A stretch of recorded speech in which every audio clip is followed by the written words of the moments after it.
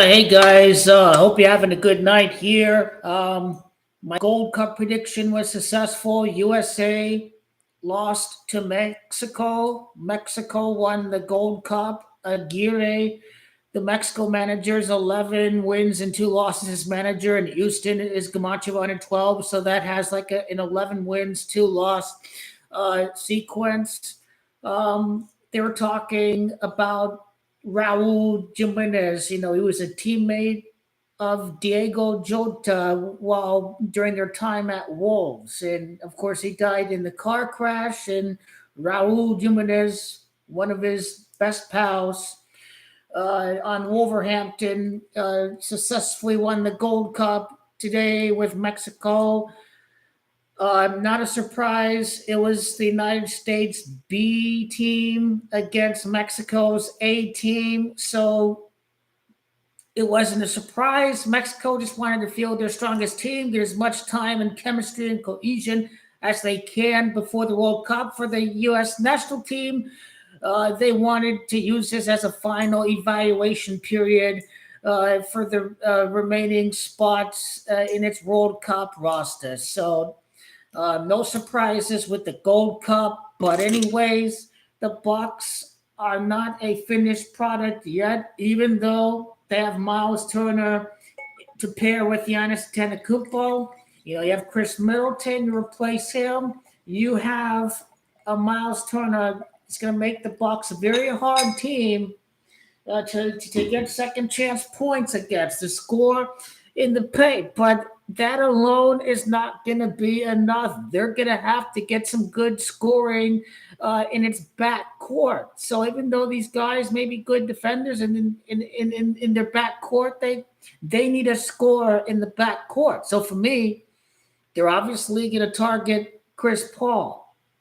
The loser Suns are interested in Chris Paul. The Bucks are interested in Chris Paul.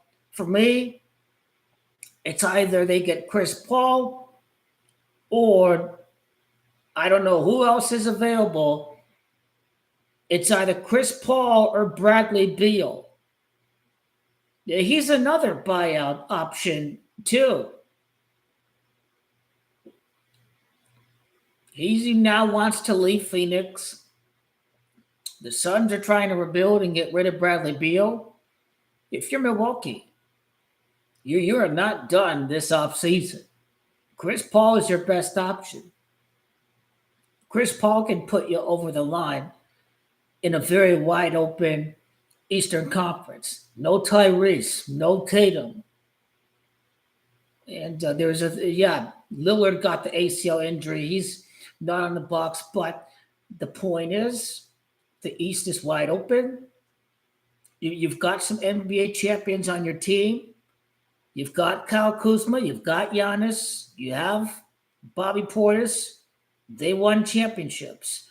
That kind of thing makes a big difference when getting over the line in the East. The Knicks haven't made it to the finals yet, did they? They got completely smoked by Indiana.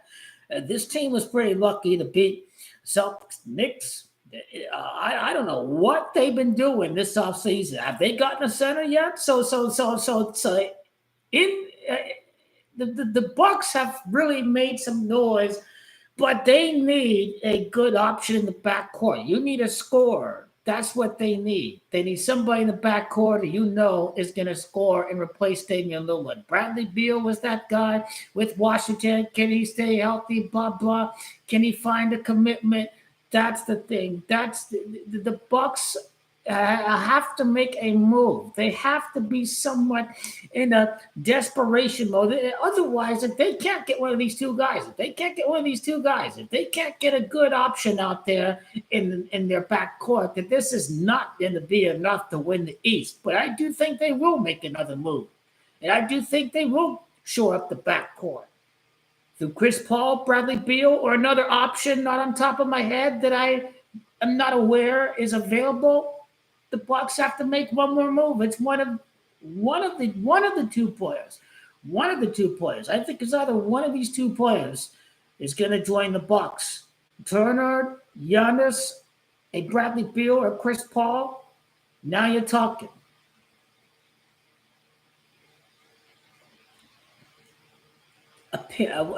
apparently it is possible that Al Horford could contemplate retirement. So there's no guarantee that he's going to sign, but the Lakers need to go for Al Horford. They'll definitely go for another center, either through trade or not. The asking price of the Lakers, they were in desperation mode for Mark Williams, and teams took advantage of that. They wanted a whole lot from the Lakers. But now you have the Andre Ayton, you're not in desperation mode. The Lakers can say, hey, we have the Andre Ayton. We're not going to give up this much. We're no longer desperate for a center. So the Lakers can give up less now in trade talks right after the signing of DeAndre Ayton. They're not in dire need of another center, but it still is a good idea to get another center because Maxi Kleber's injury prone, and some say he's more of a power forward. And so Lakers are going to need to go in and get a center. I hope it's Al Horford. I think Big Al will join the Lakers. I think why not?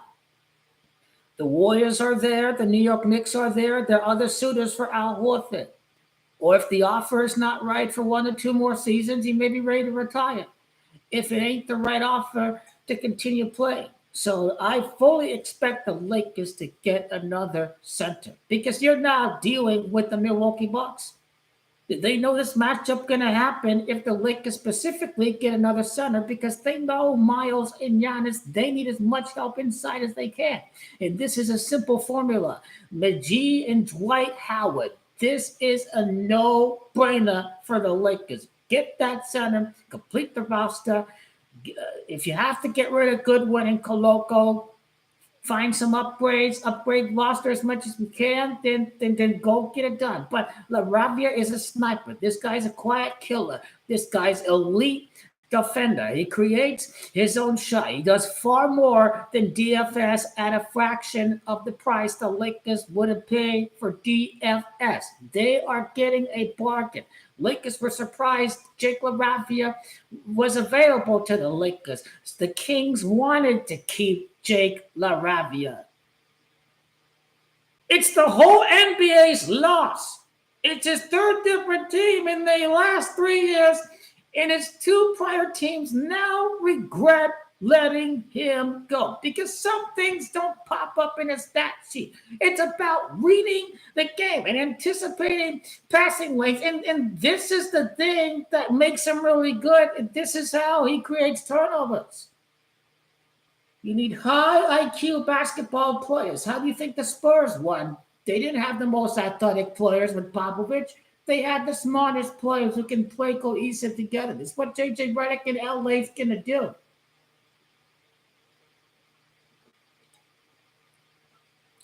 Another Suns player would provide quite a twist. If the Bucks do in fact get Bradley Beal as a Damian Lillard replacement, either him or Chris Paul, I don't know who else you all are thinking who the Bucks could get, but those are the 2 obvious names that come to mind. Chris Paul, I don't know why he would want to play on the loser Phoenix Suns. For him, if it's about winning a title, he got to go compete for a championship.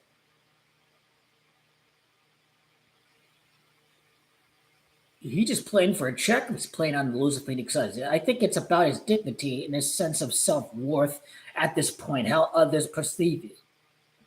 One last shot at a championship. I don't think Kobe would play for the check. I certainly don't think Goat King LeBron would play for the check. The only reason why Goat King LeBron is playing is because he still believes he's still competing for championships, and I believe he is.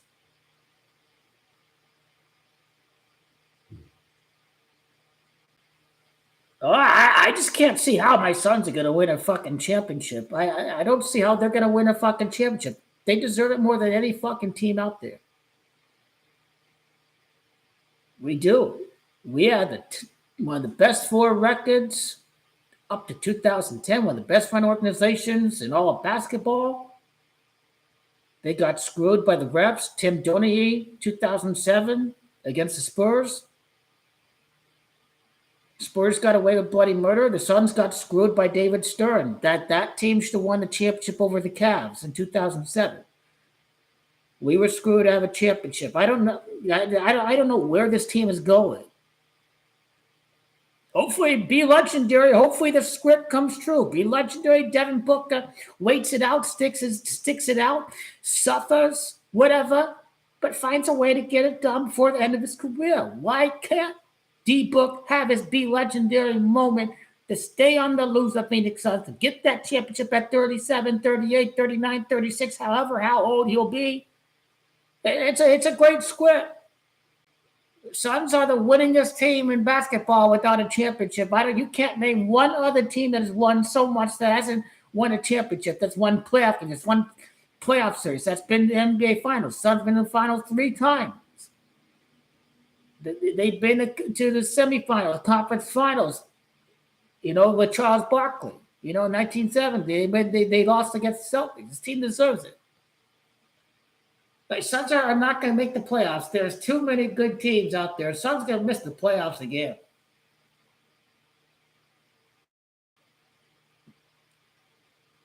I like Jalen Green. People trashed him too much, but they're getting a young player, 23 years of age, who's got some fine upside, who can only get better. But hopefully he doesn't play frozen in the playoffs the next time the loser Phoenix Suns make the playoffs, because he got completely frozen. But this guy's only a young kid. He didn't have much playoff experience. So this was a learning experience for Jalen Green. You can't sit here and say this guy is just chokes in big moments. We'd be too reactive to guys who are not even 25 yet. They're technically still developing. You got to let the guy grow. So I like Jalen Green. I like him a lot. But ultimately, too many good teams. Too much talent is joining the West again. It's beast among beast. If you're thinking Bucks suck, whatever, well, the Eastern Conference is there's hardly any power shift going to the Eastern Conference. There's hardly any superstars joining the Eastern Conference. That's what I'm talking about. That's why it's wide open for anybody, including the Orlando Magic. It is wide open for them to win the East. They'll at least make it to the second round of the playoffs next year, Orlando. They have a window of opportunity as long as the East is weak. Because it's weak. All the great players staying in the West.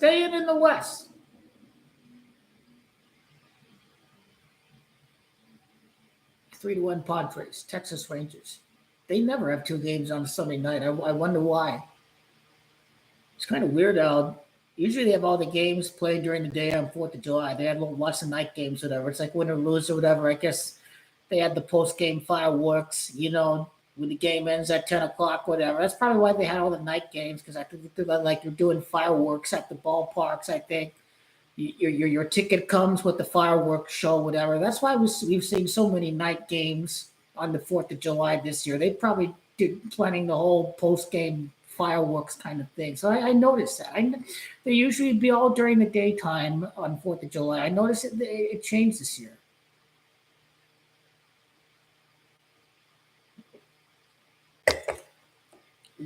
As far as the baseball goes, it's now over for the Yankees. Clark Schmidt is on the Tommy John list because he tore an ACL. So Yankees are going nowhere this year. Hopefully we'll make it back. I hope Clark Schmidt will be back next year. But I told you the Yankees are not going to win. I'm still backing the Mets. The Tigers are going to make it. The Astros are playing really good, But ultimately, I think the Tigers are going to be a nemesis for the Astros. This team's got very, very good pitching. They've got Gleyber Torres, who's looking to make it back to the World Series. So, the Tigers are going to be in the World Series. Flaherty used to pitch with the Dodgers, so the Dodgers are obviously going to be in the conversation. But I do like the New York Mets still. I'll still go with Soto winning the World Series a very year after leaving New York. It is just a perfect script. He wins the championship a year after leaving the Yankees after losing the World Series. This is going to spice up the drama between the Mets and the Yankees. I'm convinced of it, but look, Mets got some starting pitchers injured, and they got to get them back from injury. So Dodgers struggled without keeping a healthy rotation, but they made it work in the playoffs. I know it's because they have a great bullpen. The Mets bullpen is not as strong as the Dodgers, so if they're going to go far, they're going to need their starting pitching back.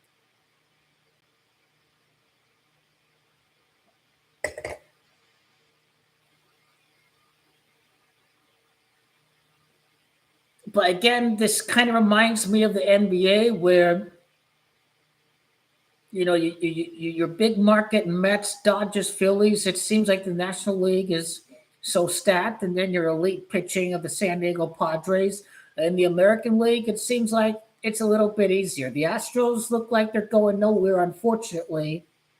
We'll see if they really are going to be among the contenders or if they're simply having a red hot June and they're still the team that was barely above 500 during April and early part of during most of May. So is this just simply a red hot streak for the Astros? They swept the Dodgers. But without Alex Bregman on, they're still not going to win. They're still not going to win.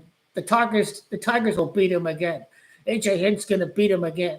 He used to manage the Astros, AJ Hinch, during the cheating scandal with the garbage cans in the sign stealing. So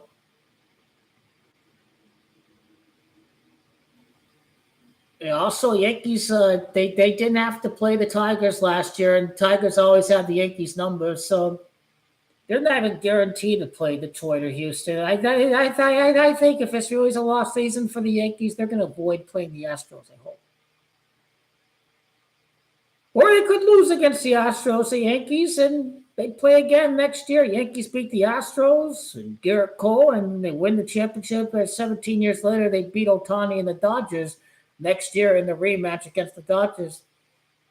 This Yankees Dodgers an uncivil war documentary, back and forth matchups in the 1970s, and then you could deal with the situation where the Yankees could get another crack at the Dodgers. So I think that's definitely what's going to happen next year. I think they'll get another crack at the Dodgers next year.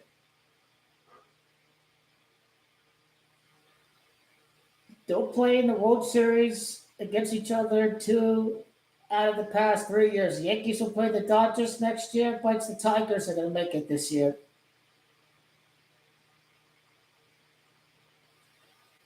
Then I'm going with Juan Soto to really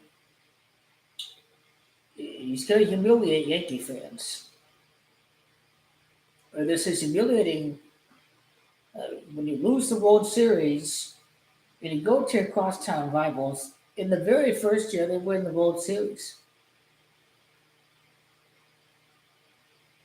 And that was after he joined them. Bryce Harper, it was the inverse. He left, and then the Nats won World Series the very next year because they still had their pitching. They still had Max Scherzer. They still had Steven Strasburg. But again, same old Mets. Welcome to the Mets, same old Mets. There always is the same old Mets storyline. It's 39 years since their last title. It's Soto, that's 39. It's New York, that's 39. So is it just a matter of when he joins the Mets, or does his streak actually end at 39? That's the part we're about to find out. Juan Soto's 25. It's like, is he the biggest free agent in the 2025, or 2025 is about Juan Soto?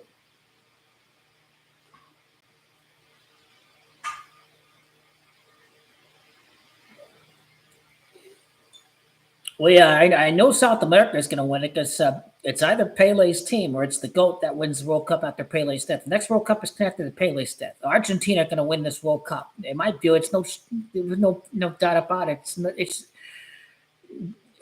without a shadow of a doubt. Brazil's garbage right now, and Argentina are beating the best without Messi. They beat Uruguay without Messi. They beat Brazil without Messi. They beat Colombia in the Copa America final without Messi. They're coming off of 28 matches unbeaten. So Messi and Argentina are as great and dominant as ever. This team has all the tools needed to win 4 consecutive major trophies, to win 6 trophies total, including the Finalissima with Lionel Messi, to win back-to-back World Cups, to be the greatest of all golden generations we have ever witnessed in the game of football. So that's what Argentina are going to do, in my view. Messi's going to make himself untouchable. He's going to make himself untouchable from Mbappe and Yamal to even get close to him. But there come the FIFA accusations. I think Messi's going to break this World Cup goal record. I think they'll schedule one of the weakest teams in this 48-team World Cup, and Messi will bag a hat trick against one of those teams in the group stage, because that's going to push up his goal record. They'll get a very easy team where they can win 5-0, whatever. Messi scores 2 or 3. Like, whoever are the weakest of the 48 teams in the World Cup, because there's 16 additional teams, and they're trying to include other teams outside of UEFA. UEFA have the strongest teams, and the teams that you bring from Asia and Africa are not going to, in the Americas, are not going to be as strong as the teams in UEFA, because it's all made up of smaller countries, and they're more elite nations in Europe as far as the footballing goes and the football development goes.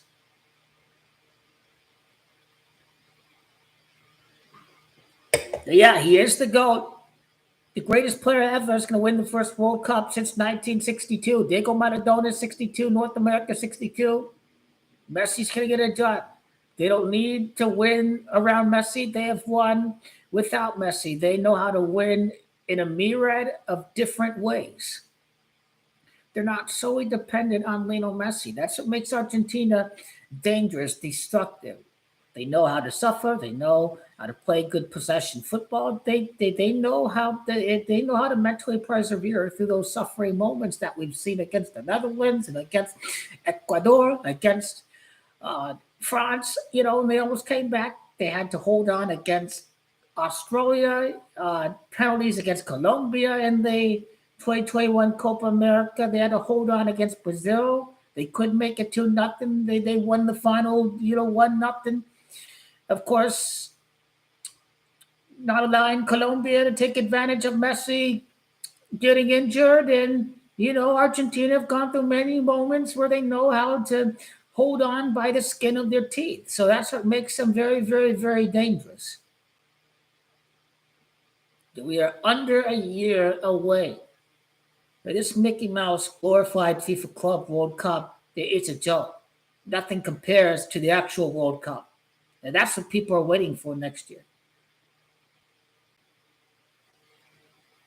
We had one of the greatest World Cups where France were going for the first back-to-back, and Messi and Argentina win. The Messiah wins right before Christmas and in Hanukkah and Ramadan and the other one, whatever, Eid Eid, Ramadan, Kwanzaa. That's the other one. But this World Cup, we could see Messi against Ronaldo in the final. We could that could make it one of the greatest ever if he beats Portugal.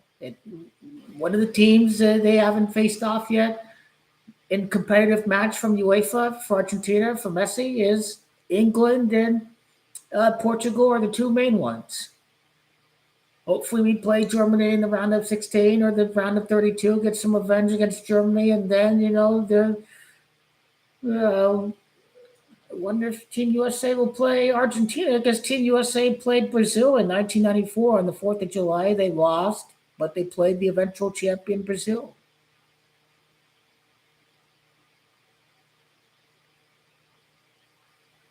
So Argentina play USA. Well, they already did. Argentina beat US 4-0 in the Copa America. You saw that free kick by Messi in the 2016. He's got the most legendary of all free kicks. You need an opponent in the World Cup final which just doesn't scream, "Oh, Messi already won."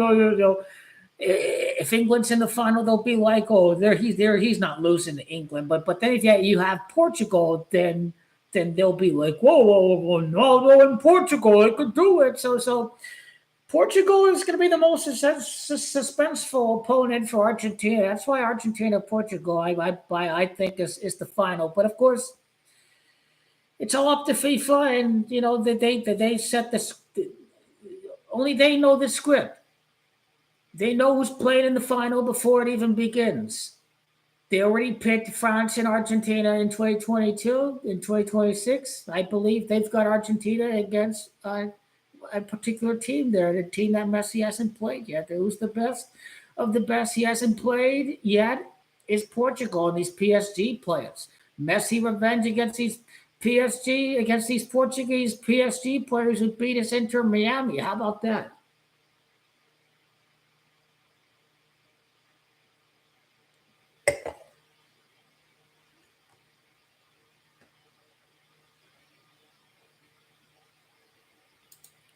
Down period. Can't wait for football. Lions will win the NFC. Lions are going to do it this year.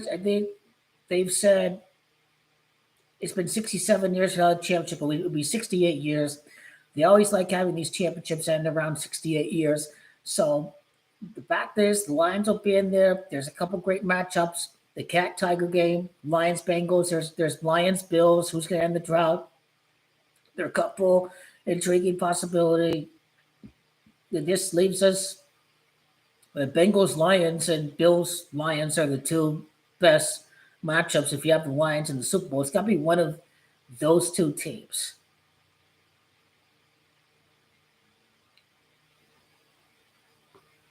I think it'll be one of those two. We'll find out. We'll find out. We'll surely find out.